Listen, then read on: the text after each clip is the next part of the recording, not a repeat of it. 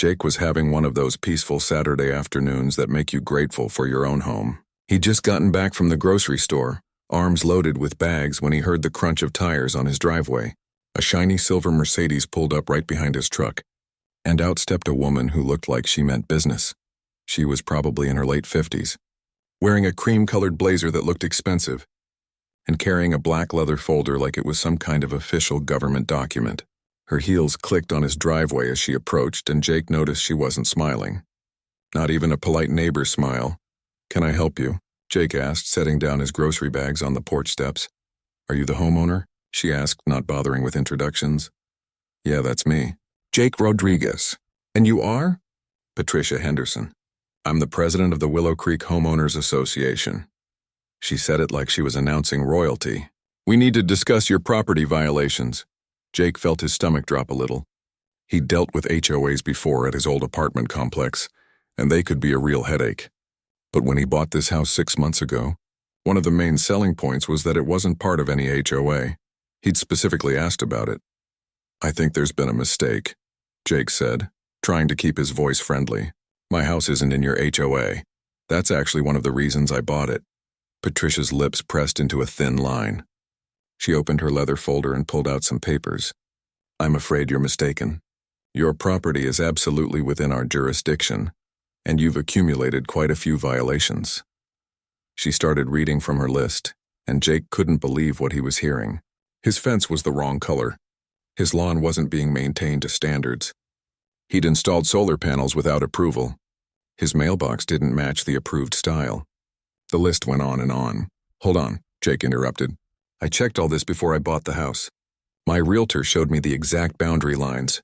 I'm 200 feet outside your HOA area. I have the documents." Patricia's expression didn't change. "Those documents are outdated.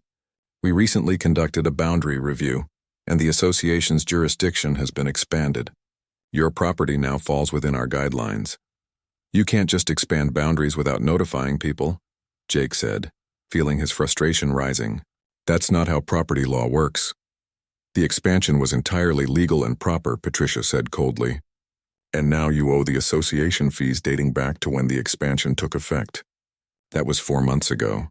Jake did some quick math in his head. HOA fees in this area usually ran a few $100s a month. "How much are we talking about?" Patricia consulted her papers. "Your back fees total $6,000. The fines for your various violations come to $9,000. That's $15,000 total, due within 30 days. For a moment, Jake just stared at her. $15,000? For a house that wasn't even supposed to be in an HOA? This was insane. "Look, Mrs. Henderson." "Ms. Henderson," she corrected sharply. "Ms. Henderson, I'm sorry, but I'm not paying that. My house isn't in your HOA. When I closed on this property, the title company confirmed it was outside your boundaries. If you really did some kind of expansion, I never received any notification about it." "That's not my problem," Patricia said. "Ignorance of HOA regulations doesn't exempt you from them." "It's not ignorance if I was never properly notified," Jake shot back. "And I'm telling you right now, I'm not paying these fees or fines. You need to check your maps again because you've made a mistake." Patricia's face was starting to turn red. Jake could see a vein pulsing in her temple. "Mr. Rodriguez, I don't think you understand the seriousness of this situation. The Willow Creek HOA has full legal authority to enforce our covenants and collect fees from all properties within our jurisdiction. And I'm telling you, my property isn't within your jurisdiction. We'll see about that." Patricia snapped her folder shut. "Since you're refusing to cooperate, I'll have no choice but to turn this matter over to our legal counsel. You'll be hearing from our attorney." "Good," Jake said, "because my attorney is going to have a field day with this." He didn't actually have an attorney yet, but he wasn't about to let her know that. Patricia turned on her heel and walked back to her Mercedes. Before getting in, she looked back at him with a smile that made his skin crawl. "You have no idea who you're dealing with, Mr. Rodriguez. I've been president of this HOA for 12 years. I always win." Then she drove off, leaving Jake standing in his driveway with melting ice cream in his grocery bags and a knot of anxiety in his stomach. He carried his groceries inside and immediately started digging through his house documents. There it was, the survey map from when he bought the place. Clear as day, his property line ended a good 200 feet before the HOA boundary began. He'd made sure of it. The whole reason he'd chosen this particular house was to avoid HOA drama. Jake called his real estate agent Tom, who'd helped him buy the place. Tom was just as confused as he was. "That doesn't make sense," Tom said over the phone. "I remember specifically checking that for you. You wanted to be outside the HOA, and that property definitely was. They can't just expand boundaries without a proper legal process." That's what I told her, but she wasn't having it. "Listen, Jake, I know some people in the county recorder's office. Let me make some calls and see if any boundary changes were actually filed. If they were, there would be official records." "I'd really appreciate that, Tom." Over the next few days, Jake couldn't shake the feeling of dread hanging over him. He kept looking out his window, half expecting Patricia to show up again. He started noticing things he hadn't paid attention to before. Several of his neighbors seemed stressed out and tired. One guy 3 houses down had his lawn ripped up and was installing new grass. Another neighbor was repainting their shutters in the middle of the week. Jake decided to talk to some of them. The guy with the lawn, Kevin, was actually pretty friendly once they started chatting. "Yeah, the HOA has been a nightmare lately," Kevin admitted, wiping sweat from his forehead. "Patricia fined me $2,000 because my grass had some brown patches during that drought we had. Said it violated the aesthetic standards. I'm replanting the whole thing because I can't afford any more fines." $2,000 for some brown grass? Jake was shocked. "That's nothing. Old Mrs. Chen down the street got hit with a $5,000 fine for planting the wrong color roses. Patricia said they weren't the approved shade of pink." Kevin shook his head. "Most of us just do what she says now. It's easier than fighting her. She's got lawyers and everything." This was getting worse by the minute. Jake went home and spent the evening researching HOA law. The more he read, the more convinced he became that Patricia was wrong. You couldn't just expand HOA boundaries without proper procedures, member votes, and legal filings. But 2 weeks later, Jake's conviction didn't matter anymore. A courier showed up at his door with a thick envelope. Inside was a lawsuit. Patricia Henderson and the Willow Creek Homeowners Association were suing him for $47,000. Jake had to read the number 3 times to make sure he wasn't seeing things. $47,000. The lawsuit laid it all out in cold legal language. Back fees, violation fines, legal costs, and something called injunctive relief to force him into compliance with HOA rules. His hands were shaking as he read through the pages. This woman was actually trying to destroy him financially over something that wasn't even true. His house wasn't in her HOA. It had never been in her HOA. Jake sat down at his kitchen table and stared at the lawsuit. He needed a lawyer, and he needed one fast. This wasn't just about proving he was right anymore. This was about protecting everything he'd worked for. His home, his savings, his future. Patricia Henderson had just declared war, and Jake was going to have to fight back. The lawsuit felt like a bomb going off in Jake's life. One minute he was a regular guy enjoying his home, and the next he was staring at legal papers demanding nearly $50,000. He couldn't sleep that night. Every time he closed his eyes, he saw that number. $47,000. The next morning, Jake started calling lawyers. The first 3 he contacted didn't handle HOA cases. The 4th one did, but wanted a $10,000 retainer just to start. Jake's savings account had maybe $12,000 in it, and that was supposed to be his emergency fund. He was starting to understand why Kevin and the other neighbors just went along with Patricia's demands. Fighting back was expensive. He was about to give up when his cousin Danny called him back.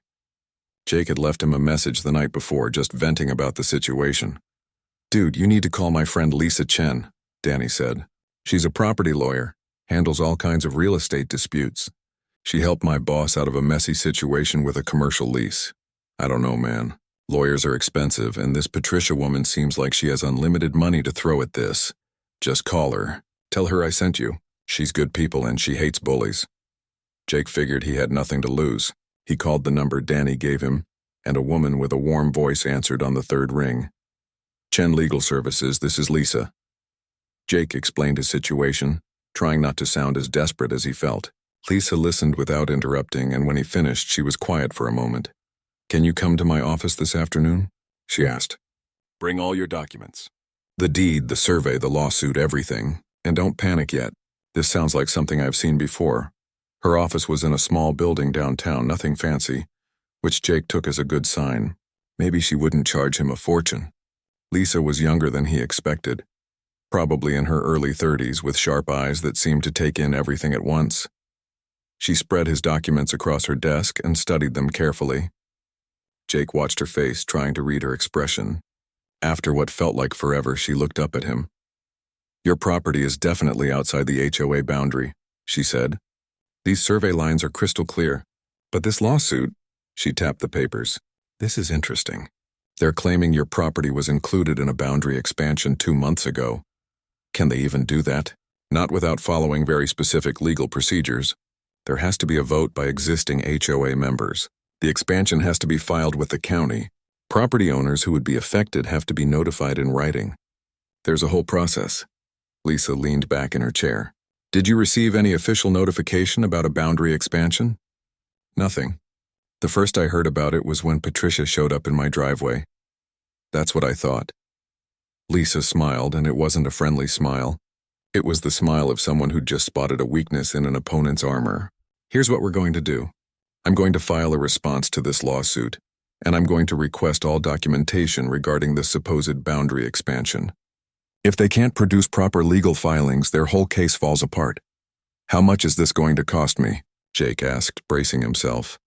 "My usual rate is $250 an hour, but for cases like this I work on contingency if I think we can win, which means I don't get paid unless we win. And Jake, we're going to win this. Why would you do that?"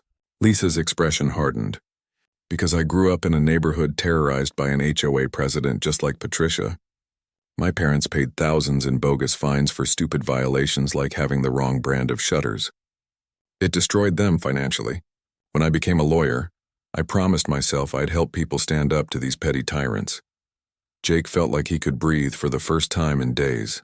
He wasn't alone in this fight anymore. Lisa filed their response to the lawsuit and immediately requested the boundary expansion documents. Patricia's lawyer, a guy named Robert Blackwood from some fancy downtown firm, sent back a motion to delay. They needed more time to gather the documents, he said. Lisa denied the delay and pushed harder. Meanwhile, Jake's life was getting more complicated. His neighbors started avoiding him. Kevin, who'd been friendly before, literally turned around and went back inside when he saw Jake checking his mail. Another neighbor, Mrs. Patterson, pulled her curtain shut when Jake waved hello.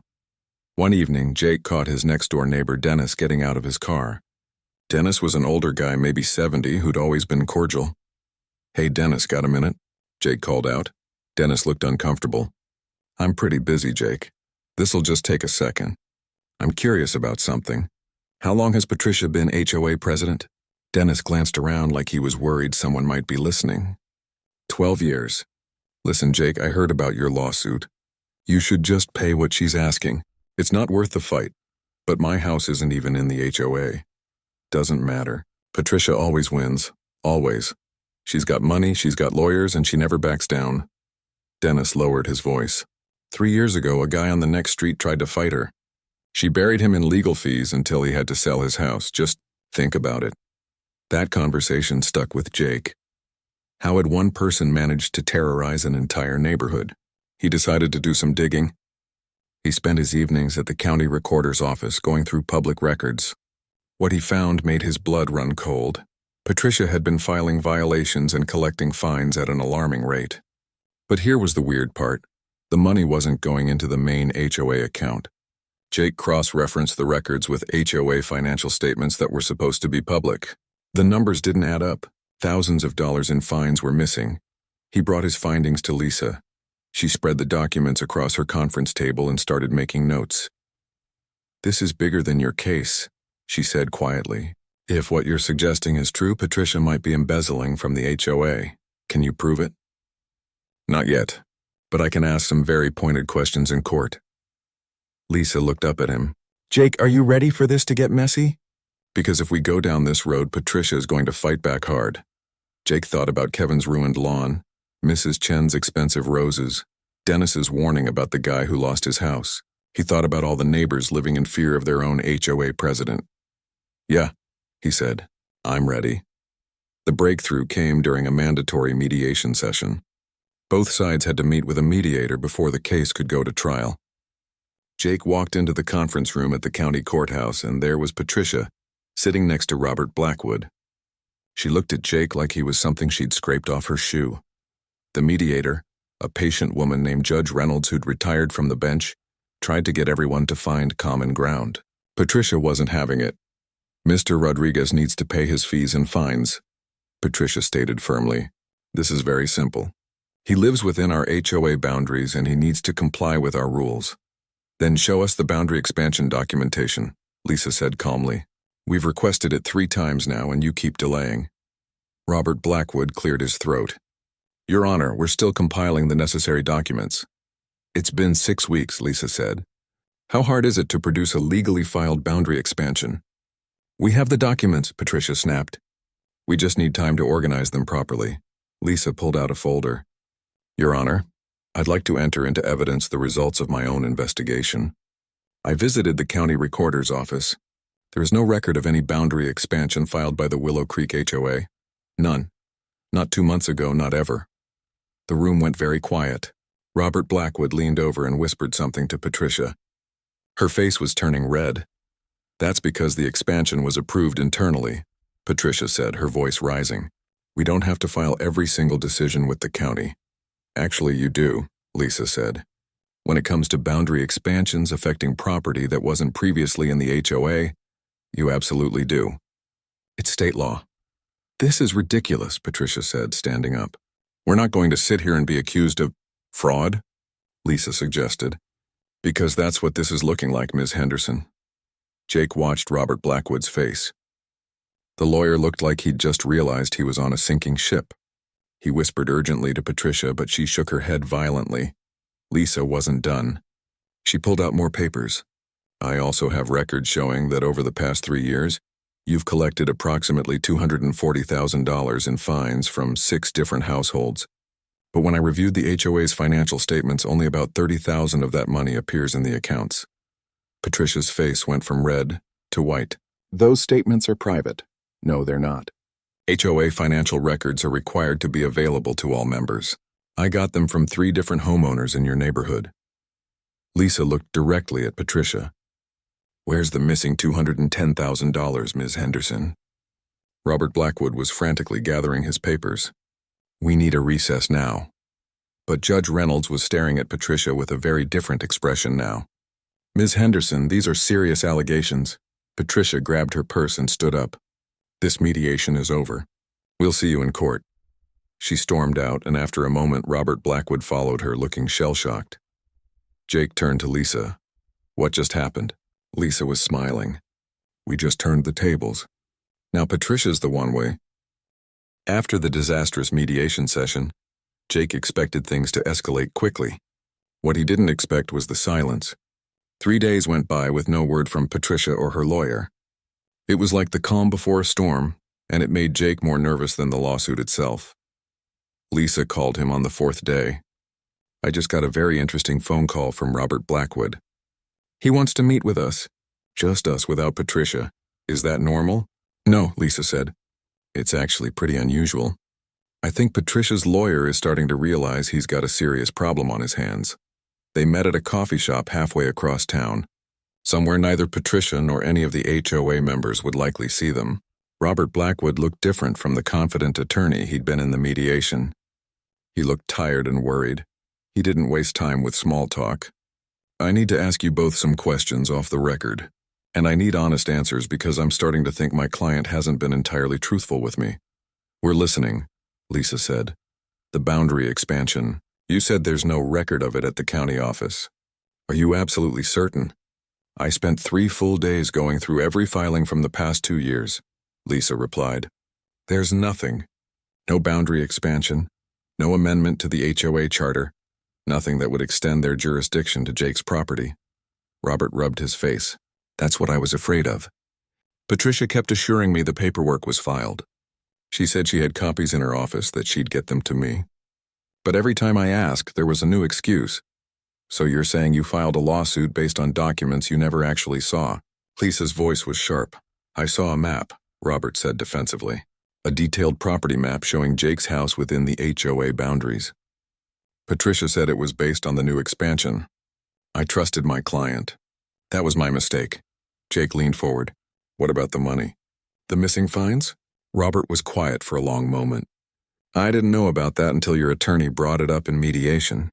After we left, I started asking Patricia questions. She got angry, told me it was none of my business, that the HOA's internal finances weren't relevant to your case. But that's not true, is it? Not if she's been defrauding people, Lisa said.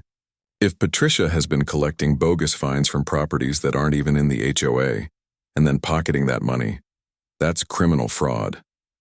And if she's been doing it to actual HOA members too, it's embezzlement. Robert looked sick. I need to withdraw from this case. I can't represent a client who's committing fraud, but I need to do it in a way that doesn't expose me to malpractice claims. I trusted her representations, but I should have verified them. Here's what I suggest, Lisa said. Drop the lawsuit today. We won't pursue sanctions against you for filing a frivolous case, and you can tell your client that you discovered the boundary expansion was never properly filed. Clean break. And the fraud allegations? That's between Patricia and the county prosecutor's office. Lisa's smile was cold. We're just concerned with keeping Jake's property free from invalid HOA claims. Robert nodded slowly. I'll file the dismissal this afternoon. But I have to warn you, Patricia isn't going to take this well. She's used to winning. When people challenge her, she destroys them. Let her try, Jake said. After Robert left, Jake felt a strange mix of relief and anxiety. The lawsuit was going away, but this wasn't over. Not by a long shot. Lisa seemed to be thinking the same thing. We need to document everything we found about the missing money. If Patricia has been doing this to other people, they deserve to know. How do we prove it? We need someone from inside the HOA. Someone who's willing to talk. Jake thought about his neighbors. Most of them were too scared of Patricia. But then he remembered Mrs. Chen, the elderly woman who'd been fined for her roses. She'd lived in the neighborhood for 30 years. If anyone would have information, it would be her. Finding her address was easy. Convincing her to talk to them was harder. When Jake and Lisa showed up at her door, Mrs. Chen looked terrified. I can't help you, she said through the screen door. Patricia will make my life hell. She already did, Jake said gently. $5,000 for roses that were the wrong shade of pink. Mrs. Chen, that's not normal. That's not how HOAs are supposed to work. The old woman's eyes filled with tears. I know, but what can I do? I'm 78 years old. I can't afford a lawyer. I can't afford to fight her. I paid the fine and ripped out all my roses. It broke my heart, but it was easier than fighting. What if I told you that you might not have legally owed that fine? Lisa asked. What if Patricia has been making up violations and keeping the money for herself? Mrs. Chen opened the screen door. Come inside. Her living room was filled with photos of family and beautiful paintings. She made them tea and sat down with a heavy sigh. I've suspected something was wrong for years, she admitted. The fines kept getting bigger and bigger. And for such silly things. My roses, yes, but also my neighbor was fined for having a car parked in his driveway overnight. Another friend was fined because her front door wreath was too large. None of it made sense. Did you ever see the HOA financial statements? Lisa asked. Patricia said they were only available to board members, but I thought all HOA members were supposed to have access to them. You are, Lisa confirmed. That's the law. The fact that she's been hiding them is a red flag. Mrs. Chen got up and went to a drawer in her kitchen. She came back with a folder full of papers. These are all the fines I've received over the past 5 years, and correspondence with Patricia. I kept everything because it felt wrong, but I didn't know what to do about it. Lisa went through the documents, and her expression grew darker with each page. Mrs. Chen, you've been fined over $23,000 in 5 years. Most of these violations are completely subjective or made up. Wrong shade of flowers. Lawn mowed in the wrong pattern. Garden gnome too large. This is systematic abuse. But I'm in the HOA, Mrs. Chen said. I have to follow the rules. Even HOAs have rules about how they can enforce their covenants, Lisa explained.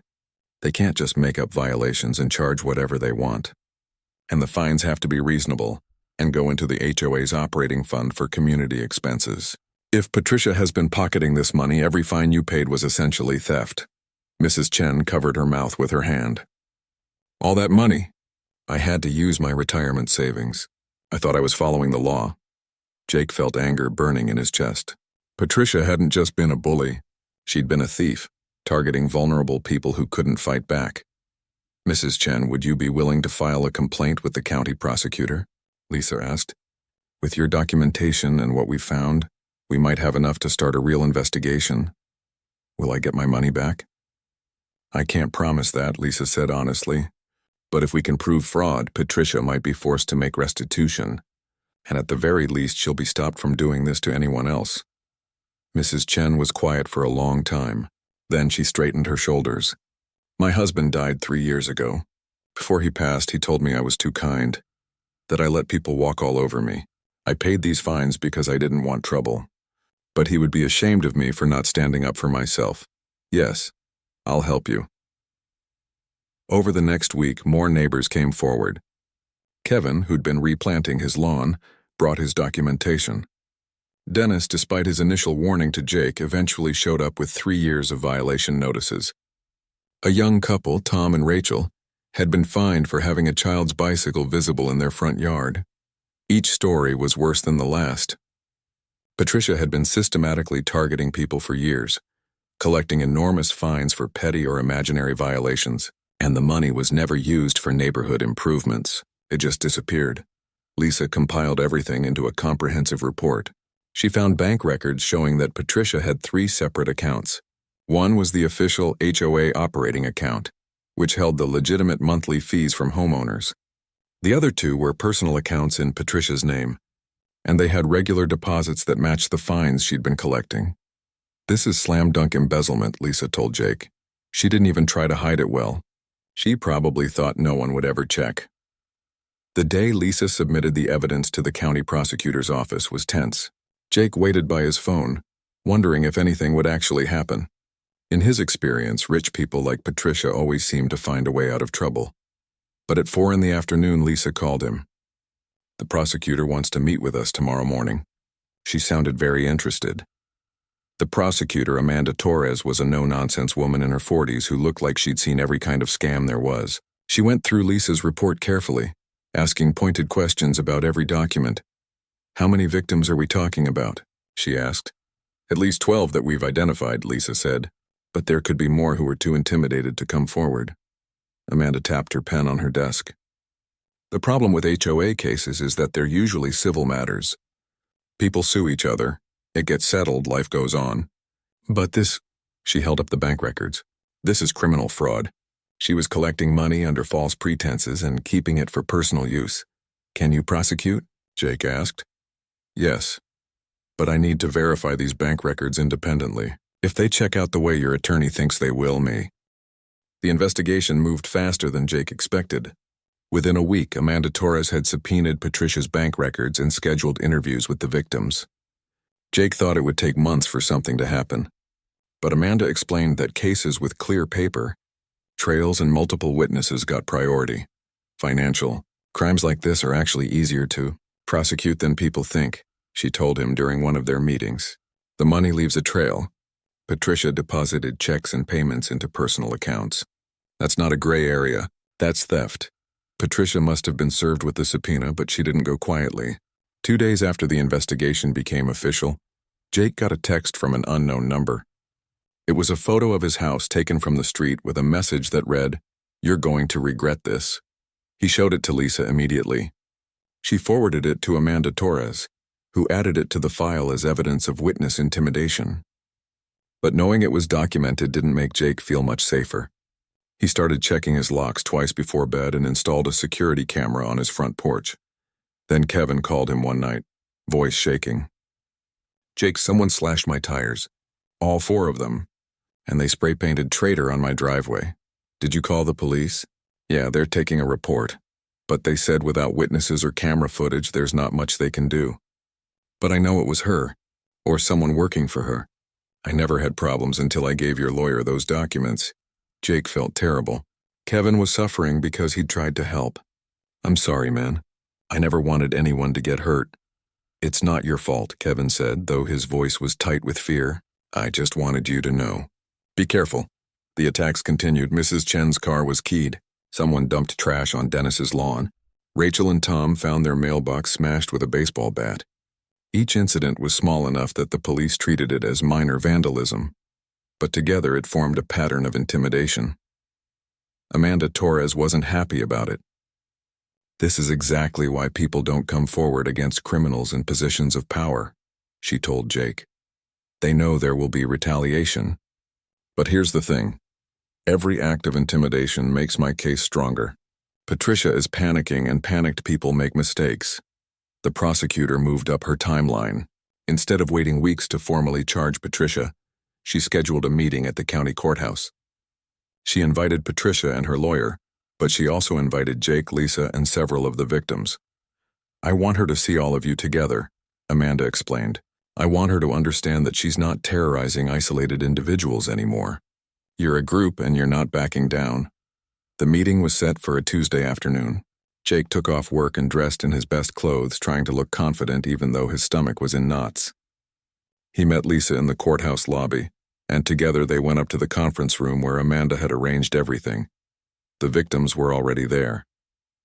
Mrs. Chen, looking nervous but determined. Kevin, with dark circles under his eyes. Dennis, Tom, Rachel, and 4 others Jake had only met briefly. They all had the same expression, a mix of fear and hope. Patricia arrived exactly at 2 o'clock, flanked by a new lawyer. Robert Blackwood had made good on his promise to withdraw from the case. Her new attorney was a woman named Victoria Cross, who had a reputation for defending white-collar criminals. She looked expensive and extremely confident. Patricia's eyes swept the room, taking in all the people she'd victimized. Her face was like stone. If she felt any guilt or shame, she hid it perfectly. Amanda Torres started the meeting by laying out the evidence. She had bank records showing $240,000 in deposits to Patricia's personal accounts over 3 years. She had documentation from 12 victims detailing fines that were either made up or grossly inflated. She had proof that Patricia had denied HOA members access to financial records, which was a violation of state law. Ms. Henderson, Amanda said, I'm prepared to file criminal charges against you for fraud, embezzlement, and extortion. The evidence is overwhelming. However, I'm willing to hear your explanation before I proceed. Victoria Cross spoke up immediately. My client maintains her innocence. The fines were legitimate HOA enforcement actions. The money went into accounts that were intended for HOA use. Then why are the accounts in her personal name? Amanda asked. Why not in the HOA's name? Bookkeeping error, Victoria said smoothly. Ms. Henderson has been the sole administrator of the HOA for 12 years. She may have inadvertently mixed personal and business accounts. Lisa actually laughed out loud at that. For 3 years? That's not a bookkeeping error. That's intentional theft. Patricia finally spoke, her voice cold and controlled. You people have no idea what it takes to maintain property values in a neighborhood. I've dedicated 12 years of my life to keeping Willow Creek beautiful. If I collected fines, it was because people violated clear rules. If they didn't like it, they could have voted me out. Except you controlled all the voting procedures, Dennis said quietly. It was the first time Jake had heard the older man speak up. You scheduled meetings when most people couldn't attend. You counted the ballots yourself. You made sure no one could challenge you. Patricia's composure cracked just a little. You're just bitter because you can't follow simple rules. A child's bicycle in a front yard isn't a violation of any reasonable rule, Rachel said, her voice shaking. You fined us $3,000 because you didn't like seeing a toy. That's not about property values. That's about control. Amanda held up a hand before things could escalate. Ms. Henderson, we can do this the easy way or the hard way. The easy way is that you return all the money you illegally collected, resign from the HOA board, agree to never serve in any HOA leadership position again, and accept probation. The hard way is that I file criminal charges, we go to trial, and if you're convicted, which you will be, you're looking at prison time. Victoria Cross leaned over and whispered urgently to Patricia. Jake watched Patricia's face cycle through emotions, anger, disbelief, calculation, and finally something that might have been fear. My client needs time to consider your offer, Victoria said. She has 3 minutes, Amanda replied. After that, I'm filing charges. 3 minutes. Jake looked at the clock on the wall. This was it. The moment when Patricia Henderson would either admit what she'd done or go down fighting. Victoria and Patricia whispered urgently to each other. Patricia kept shaking her head, but Victoria seemed to be pressing her hard. Lisa leaned over to Jake and whispered, her lawyer knows the evidence is solid. She's trying to get Patricia to take the deal. 2 minutes passed. Patricia's face was getting red again. that vein in her temple throbbing. Victoria was pointing at the documents Amanda had spread across the table, making what looked like very forceful arguments. "Time's up," Amanda said. "What's it going to be?" Patricia stood up abruptly, and for a moment Jake thought she was going to storm out. But then she did something unexpected. She pulled out her phone and made a call. "Daddy," she said, her voice suddenly different, almost childlike. "I need you to wire money to my account. 240,000. It's an emergency." A pause. "No, I can't explain right now." "Just do it, please." Jake exchanged glances with Lisa. Was Patricia actually going to pay them back right now? Patricia listened to whoever was on the other end of the line, her face getting darker. "Fine," she snapped. "I'll explain everything later. Just send the money." She hung up and glared at Amanda. "I'm wiring the money back to the victims today." "All of it. That's a start," Amanda said. "But that's not all. You need to resign from the HOA board, agree to the restrictions on future HOA involvement, and accept probation." Patricia looked like she wanted to explode. Her hands were clenched so tight her knuckles were white. Victoria put a hand on her arm and whispered something.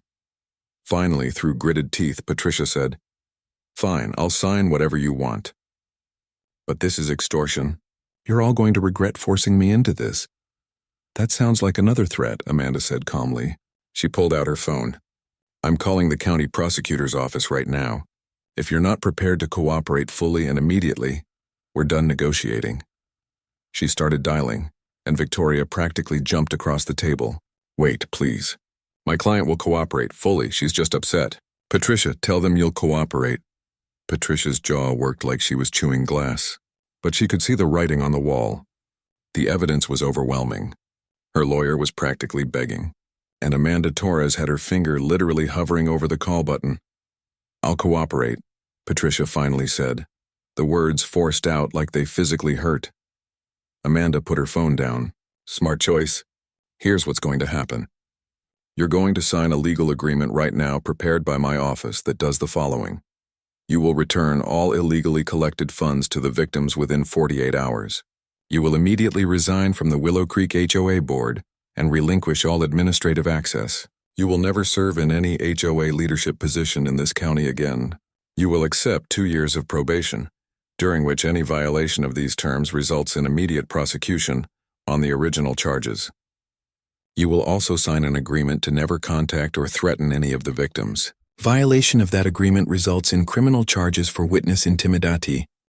The 48 hours after Patricia signed the agreement felt longer than the entire 2 months of fighting her.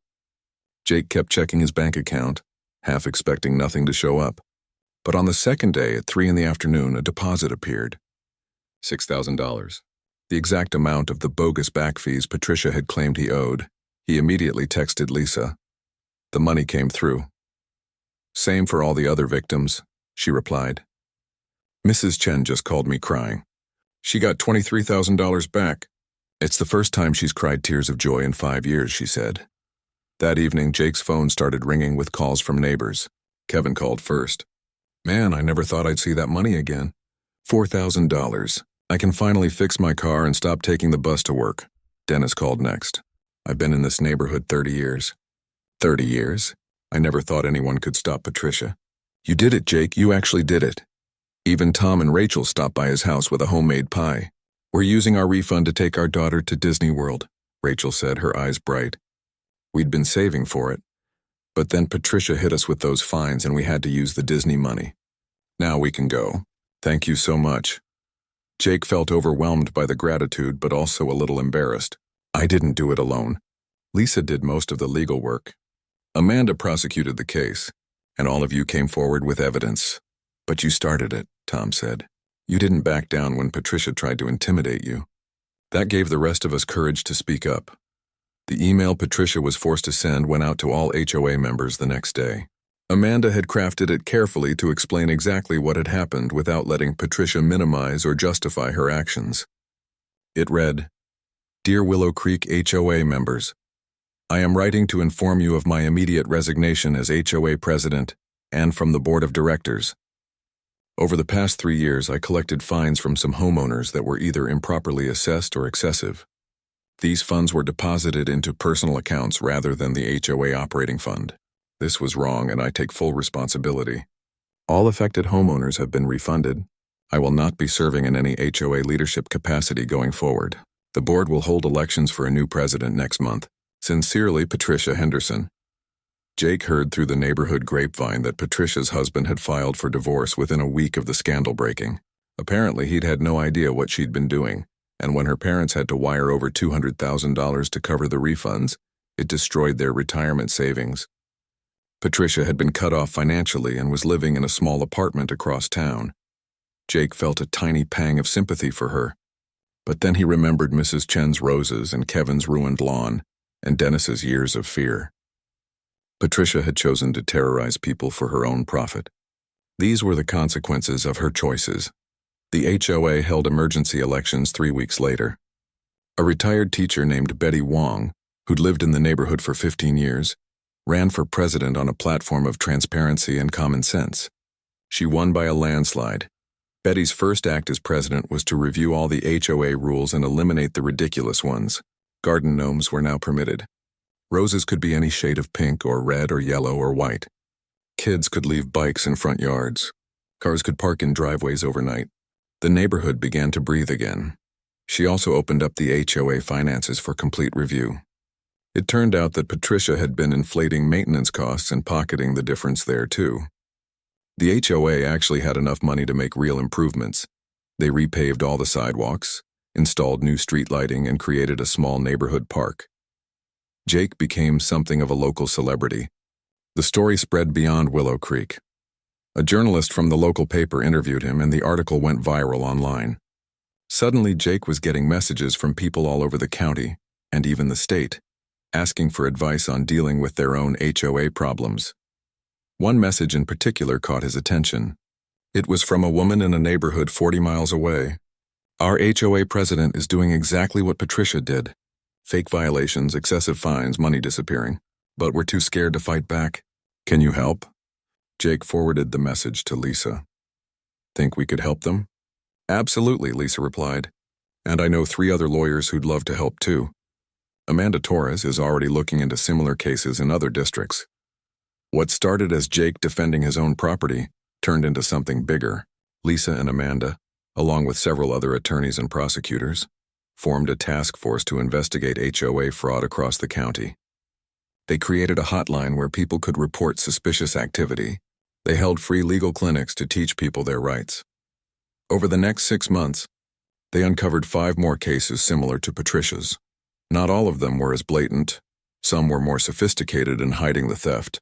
But they all followed the same pattern. Someone in power, usually serving for many years without opposition, using their position to collect money they weren't entitled to. Each case ended the same way.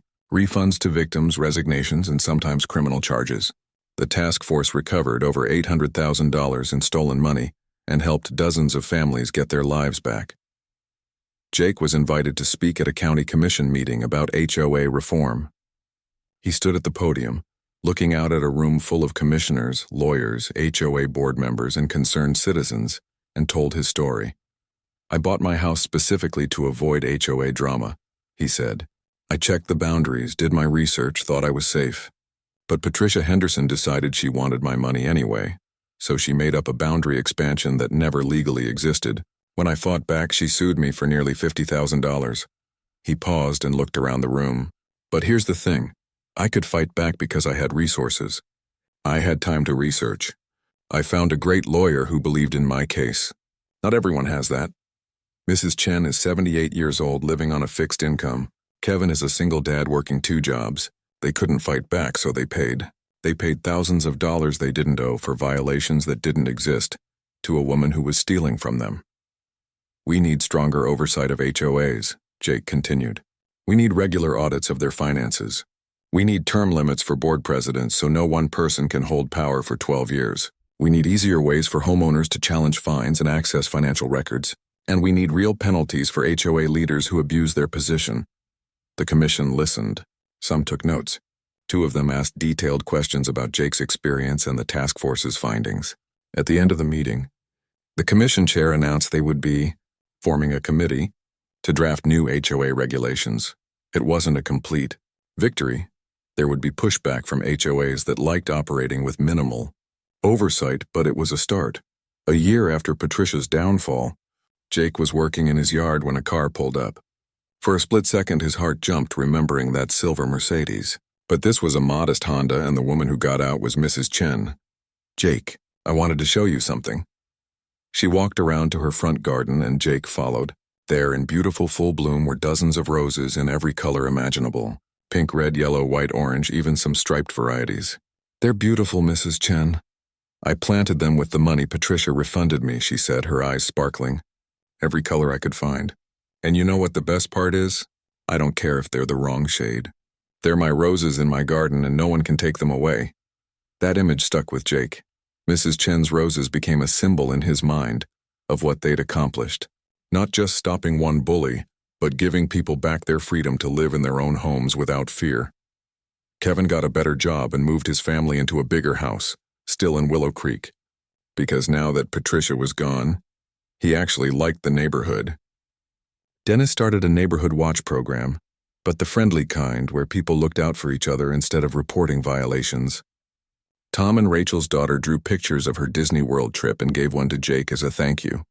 As for Jake, he kept his house exactly the way he wanted it. His fence stayed the color it had always been. His solar panels generated clean energy. His lawn was maintained when he had time, not according to some arbitrary schedule. And he never, ever had to deal with Patricia Henderson again. The criminal case eventually concluded. Patricia pleaded guilty to reduced charges, misdemeanor fraud instead of felony embezzlement, in exchange for completing community service and staying on probation. She had to perform 200 hours of community service at a legal aid clinic, helping low-income people with housing issues. Jake found that particularly fitting. He occasionally saw her around town. She never acknowledged him, just looked right through him like he didn't exist. That was fine with Jake. He hadn't set out to destroy her life. He just wanted to protect his property and stand up for what was right. The best part of the whole experience was the friendships Jake made. The neighborhood became a real community again, with block parties and barbecues and people actually talking to each other instead of living in fear. Betty Wong did such a good job as HOA president that they kept re-electing her. But she'd implemented term limits herself, so she'd eventually hand over to someone else. Lisa became a R,